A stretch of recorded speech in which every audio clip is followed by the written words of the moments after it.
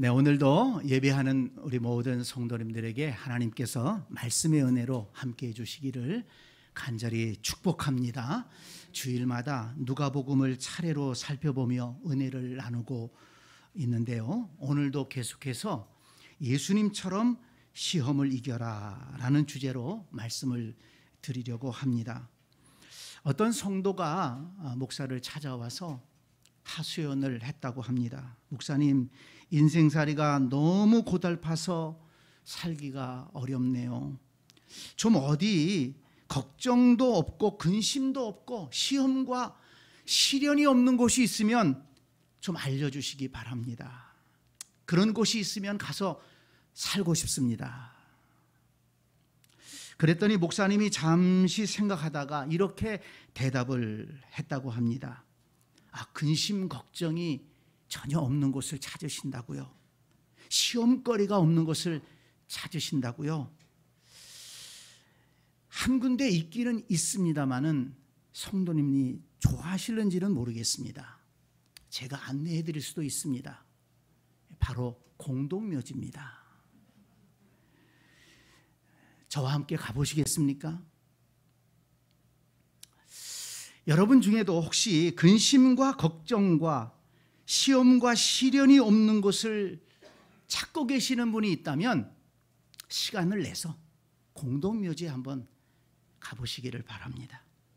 그곳만큼 조용하고 그곳만큼 더 이상 근심 걱정이 없고 시험과 시련이 없는 곳이 있을까요? 사람들은 에덴 동산을 그리워합니다. 그러나 우리가 아는 것처럼 에덴 동산에도 시험은 있었습니다. 마귀가 에덴 동산에도 찾아왔습니다. 그리고 아담과 하와가 행복하게 사는 것을 시기했습니다. 그래서 어떻게 하든지 에덴 동산에서 쫓겨나게 하려고 아담과 하와를 시험했습니다. 그리고 성공했습니다.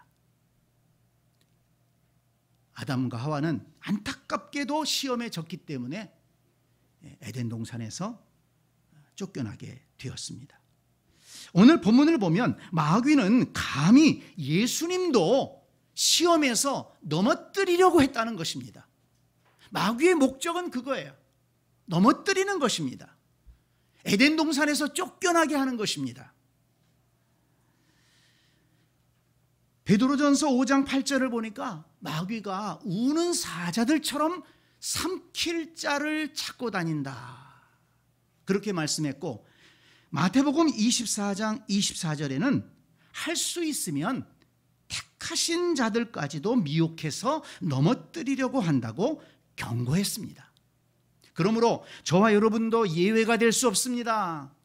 나는 아니야, 나는 괜찮아, 그렇게 생각해서는 안 된다는 것입니다. 마귀가 언제 어떤 방법으로 찾아와서 시험하려고 하는지 아무도 알 수 없다는 것입니다. 그래서 오늘 예수님이 받으신 이 시험을 잘 살펴보고 예수님처럼 시험을 이기는 신앙생활을 해야 될 줄로 믿습니다. 오늘 본문을 보면 마귀가 예수님을 세 번째로 시험하는 장면이 나옵니다. 9절 말씀을 보시기 바랍니다. 또 이끌고 예루살렘으로 가서 성전 꼭대기에 세우고 이르되 내가 만일 하나님의 아들이거든 여기서 뛰어내리라. 기록되었을 때 하나님이 너를 위하여 그 사자들을 명하사 너를 지키게 하시리라 하였고, 또한 그들이 손으로 너를 받들어 내 발이 돌에 부딪히지 않게 하시리라 하였느니라. 어떤 시험입니까? 마귀가 이번에는 예수님을 성전 꼭대기로 데리고 가더니 뛰어내리라고 합니다. 여기서 뛰어내려라. 네가 정말 하나님의 아들이라면 하나님께서 그냥 보고만 있지 않을 것이다. 천사들을 보내서 너를 받들어서 땅에 안전하게 발을 딛도록 보호해 줄 것이다. 그러니 하나님을 한번 시험해 보라는 것입니다.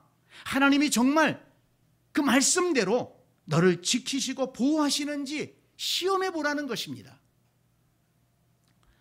성도 여러분, 이 마귀의 말에 어떤 잘못이 있습니까? 왜 그것이 시험입니까? 여러분, 하나님을 시험한다는 것은 다른 말로 하면 하나님을 의심한다는 말이기 때문입니다. 하나님은 믿음의 대상이지 시험의 대상이 아닙니다. 마귀가 하나님의 존재를 시험하고 하나님의 도우심을 시험하도록 유혹하는 것은 믿음을 흔들기 위함인 것입니다. 하나님이 계시는지, 하나님이 나와 함께 하시는지, 하나님이 나를 도우시는지 의심하도록 마음을 흔들어서 믿음을 훼손시키고 믿음을 무너뜨리기 위함인 것입니다. 그래서 12절 말씀을 보면 예수님은 단호하게 주 너희 하나님을 시험하지 말라고 신명기 6장 16절을 인용하시면서 마귀의 시험을 물리치셨습니다. 이 신명기 6장 16절을 보면 너희가 마사에서 시험한 것 같이 너희의 하나님 여호와를 시험하지 말고, 그런 말씀이 나옵니다. 이 말씀의 배경은 출애굽기 17장의 사건인데요, 이스라엘 백성이 출애굽을 해서 광야를 지날 때 마사라는 곳에 이르게 됩니다. 그런데 마실 물이, 먹을 물이 다 떨어졌습니다. 목이 타는 것입니다. 그때 이스라엘 백성들이 모세를 원망하면서 말하는 겁니다. 하나님이 우리와 함께 하신다면, 하나님이 우리를 지키신다면 왜 마실 물을 주지 않느냐?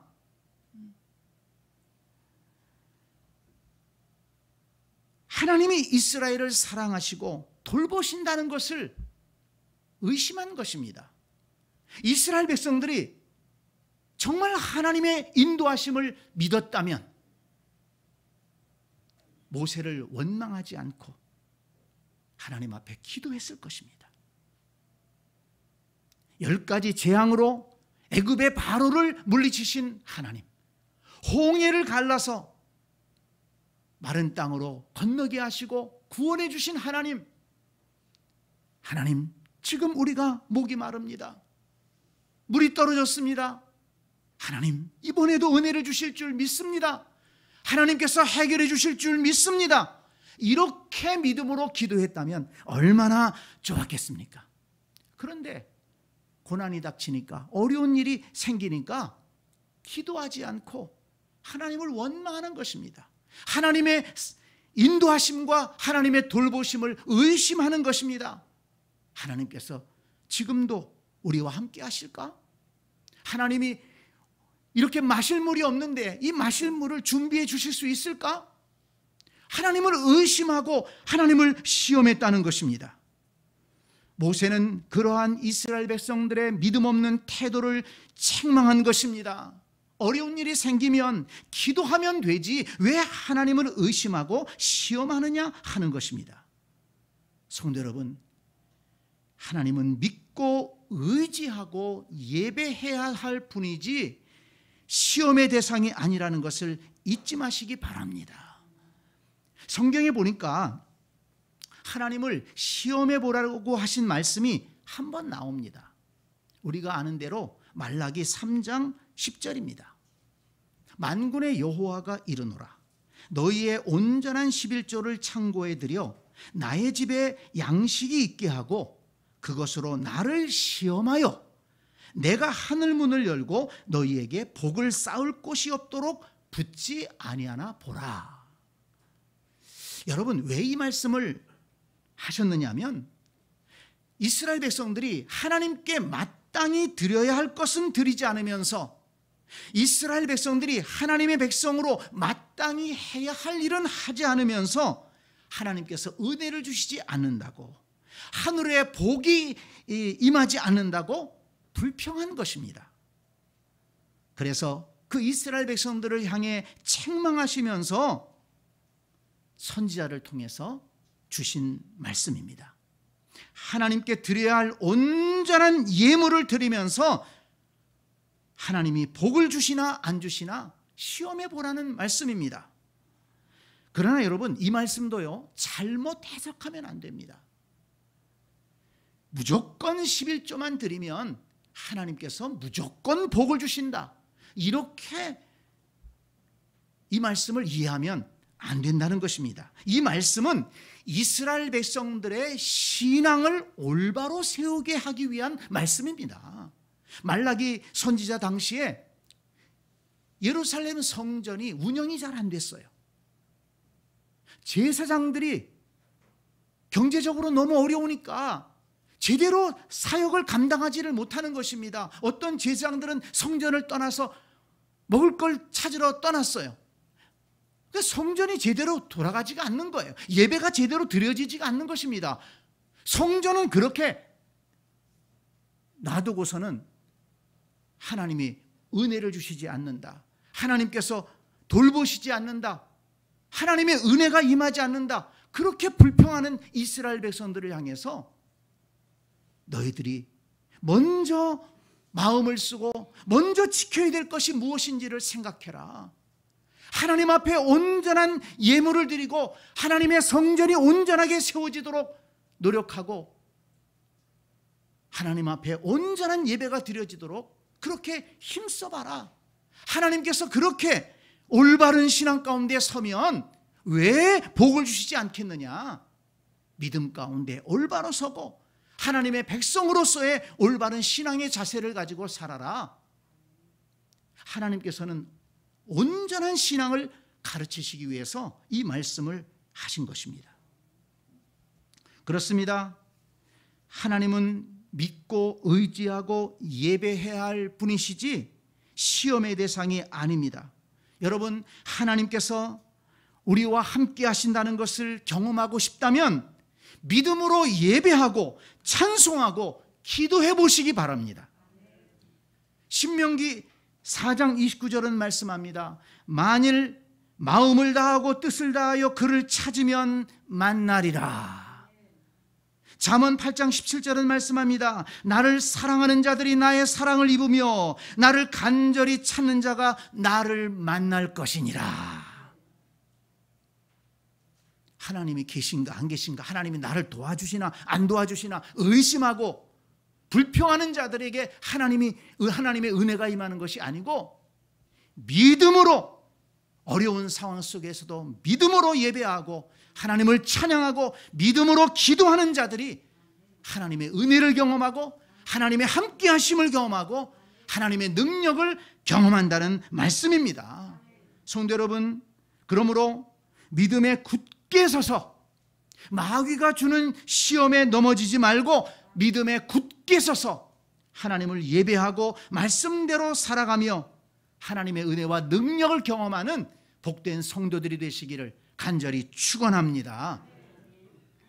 그런데 이 마귀의 세 번째 시험은 우리가 깨닫고 정신 차려야 할 또 하나 중요한 영적 교훈을 가르쳐주고 있습니다. 그것은 마귀가 사람들을 시험할 때 명예욕을 충동질한다는 것입니다. 자, 마귀가 예수님을 성전 꼭대기 위에서 뛰어내리라고 했습니다. 그러면 하나님이 사자들을 보내 받들어 다치지 않게 해줄 것이다. 시편 91편 말씀을 인용하면서 예수님을 시험했습니다. 여러분, 만약에 그렇게 했다고 해봅시다. 그러면 어떤 일이 일어날까요? 많은 사람들이 그것을 보고 놀라며 환호했을 것입니다. 사람들이 소리를 지르며 박수갈채를 보냈을 것입니다. 유대 땅에서 예수님은 유명인사가 됐을 것입니다. 그러나 여러분 생각해 보세요. 그것이 무슨 가치가 있습니까? 그래서 얻을 수 있는 것이 무엇입니까? 그렇게 사람들에게 명예를 얻는다고 해서 무슨 가치가 있습니까? 사람들이 박수 쳐준다고 해서 예수님께서 몇 번이고 높은 곳에 올라가서 뛰어내리시겠습니까? 하나님의 뜻을 이루는데 그 박수갈채가 무슨 도움이 되겠습니까? 그런데 마귀는 헛된 명예욕을 부추기며 예수님을 시험하고 있는 것입니다. 마귀는 이미 헛된 명예욕을 부추겨서 많은 사람을 넘어뜨린 경험이 있기 때문입니다. 에덴 동산의 아담과 하와도 하나님이 금하신 열매를 먹으면 눈이 밝아져서 하나님처럼 될 것이다 라는 이 마귀의 속임수, 명예욕을 부추기는, 높아지고 싶어하는 그런 사람들의 그 욕구를 부추겨서 아담과 하와를 시험했고, 아담과 하와는 그 명예욕의 시험을 이기지 못했던 것입니다. 이스라엘의 초대 왕이었던 사울 왕, 영광스러운 왕이었습니다. 그런데 다윗이 골리앗을 이기고 사람들이 다윗에게 환호하고 다윗에게 박수를 보내니까 이 사울 왕이 두려워진 것입니다. 사실 사울은 그 당시에 왕 아닙니까? 권세를 가지고 있어요. 사람들이 사울이 왕이라는 사실을 의심하지 않았습니다. 그런데 다윗은 아직 어린 소년이에요. 어떤 직분도 갖고 있지 않습니다. 사울 왕에게 어떤 위험이 될 만한 그런 존재가 아니에요. 그렇지만 골리앗을 이겨서 사람들이 다윗에게 박수를 보내니까 그게 싫었어요. 위험을 느꼈습니다. 다윗이 자기의 자리를 빼앗을 것 같은 그런 마음을 가졌던 겁니다. 그래서 평생토록 그 다윗을 죽이려고 쫓아다니지 않았습니까? 그게 무슨 꼴입니까? 헛된 명예욕에 빠져서 왕의 본분을 지키지 못하고 그 신실한 다윗을 죽이려고 평생토록 끌려다녔다는 것입니다. 성도 여러분, 오늘날 우리에게도 이 시험은 계속된다는 것을 잊지 마시기 바랍니다. 사람에게는 다른 사람에게 인정받고 싶고 칭찬받고 싶은 욕망이 있는데 마귀는 그것을 부추겨서 시험한다는 것입니다. 그런데 놀라운 것은 우리 그리스도인들이 하나님께 인정을 받지 못했다고 시험에 들은 사람은 별로 없는 것 같아요. 그런데 사람들이 인정해 주지 않는다고 느끼면 시험에 드는 것을 볼 수 있습니다.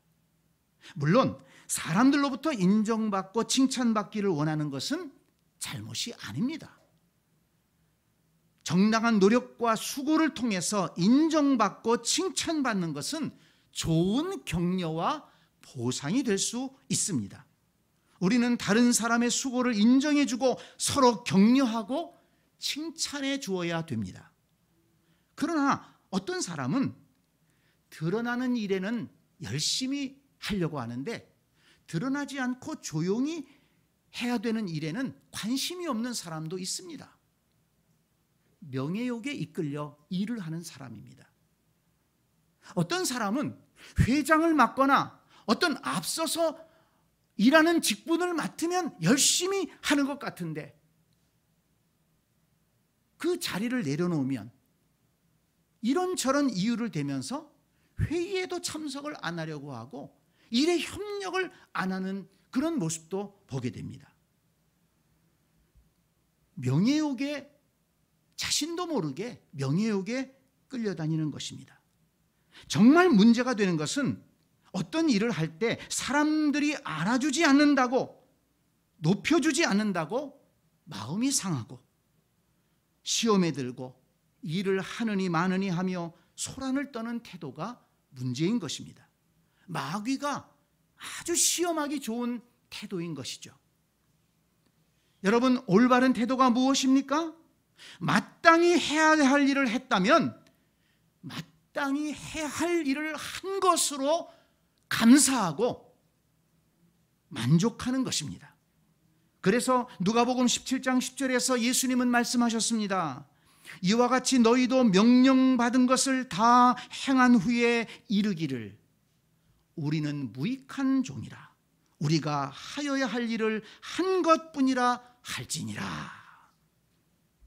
여러분, 예수님께서 중요한 말씀을 해주셨습니다.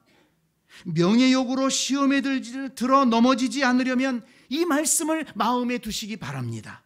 우리가 하여야 할 일을 한 것뿐이라. 성도 여러분, 혹시라도 사람들이 인정해 주지 않는다고 서운한 마음이 들 때가 있다면 십자가에 달리시고 죽기까지 복종하신 예수님을 바라보시기 바랍니다. 예수님은요, 단 한 번도 자신의 능력을 박수를 받거나 자신이 높임을 받기 위해 사용하지 않으셨다는 것입니다. 예수님이 능력을 보여주신 것은 자신이 메시아이심을 나타내시고 믿음 없는 사람들을 하나님께로 인도하시기 위해서 자신의 능력을 나타내신 것입니다. 예수님이 권능을 행하신 것은 병든 사람을 고치고 배고픈 사람들을 먹이기 위함이었습니다. 한번 생각해 보세요. 예수님은 오병이어로 5,000명을 먹일 수 있는 능력이 있으셨습니다. 그런데 자신이 40일을 금식기도 하시고 줄이실 때에는 그 돌로 떡을 만들지 않았습니다.